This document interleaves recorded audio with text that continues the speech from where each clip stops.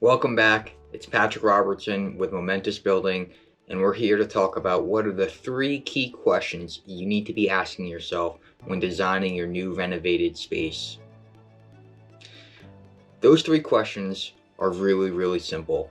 They come down to what are the emotions you want to feel during this newly completed project? Number 2, how do you intend to actually use the space, the functionality of it? Do you want to have a lot of guests? Is this a place for just you and your family, or you alone? And 3, what is your budget? That's going to be a driving factor of what degrees we can actually tailor in 1 and 2. So let's dive in.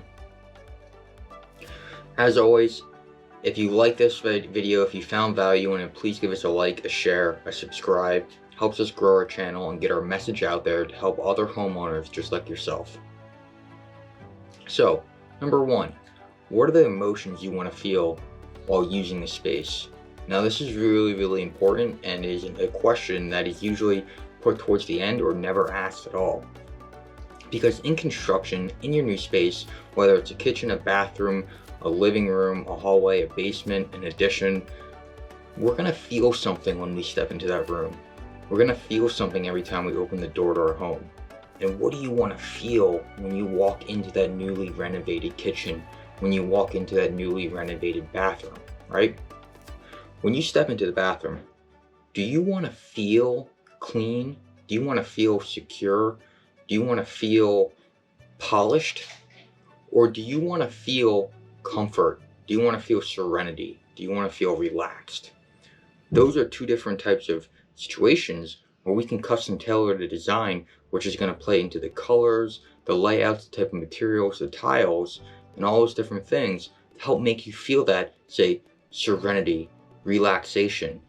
And then also, or on the other side, clean, polished, and dirt free. Those are 2 different types of designs. Let's give another example for a kitchen, right? The kitchen. Do you want to feel connected? Do you want to feel oneness? Do you want to feel another one like relaxed?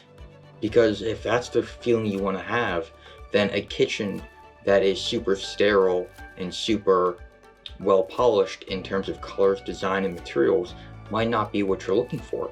You might be looking for something a little bit more warmth in there that is inviting, that'll allow your guests to open up, to feel relaxed, where it doesn't seem like there's an issue if you leave a pan on top of the table.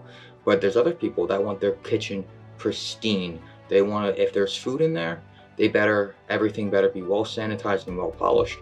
Now that's going to get into more of the whites, the white marbles, the white quartz, and the purely polished designs, where it's going to give you that streak-free shine when you look at it from above.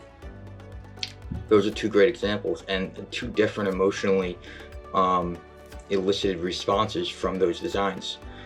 Now, once we find out what you want to feel, right, that gets into point number 2, which is functionality. How do you guys intend to use the new space? A kitchen is a great example. So some people like to entertain in their kitchen. Some people, it's just a husband and wife and maybe their couple kids that they feel secluded. I mean, they like to be secluded. They like to have a tight-knit family bond, and they don't ever have people over. And maybe they don't even cook that much, but they want it nice and opened. They want it updated. So those are 2 different types of functionality. As an example, in the kitchen, if you entertain a lot, if you have people in there, the kitchen is usually the center of when you have guests over, where they all hang out. For some reason, in my experience, we've always gravitated towards the kitchen in some type of fashion. So what that means is we want to make sure that the walkways are a little bit wider. Maybe there's a bar area, an eating bar area. Maybe there's a nice island where people can come around and have a conversation, enjoy themselves, while it also being that the oven is not opening up and hitting them in the back. So those are some functionality and some layout things that are going to either expand and contract, control what you want to actually have in that kitchen. And with that, what do you like to cook? How do you like to operate? There's this whole triangle thing of the appliances, but quite frankly, that doesn't always apply to how you like to cook and how you like to utilize your kitchen. So some examples, and then we can go back to the bathrooms another way. Like, what is this space functionally for you? If you like to bathe in tubs, do you not care for tubs? Are you someone that wants a steam shower? You know, a nice big 5x8 shower where you can relax. It has a teak wood bench and heated floors in it and a steamer. Those are some things on what you like to do, some functionality, what's in that list. So functionality is this huge thing that we here at Momentous Building pay attention to, because it's ultimately how you're going to use the space. It's the compounding effect that you feel warm and welcome when you walk into your bathroom and relax in serenity.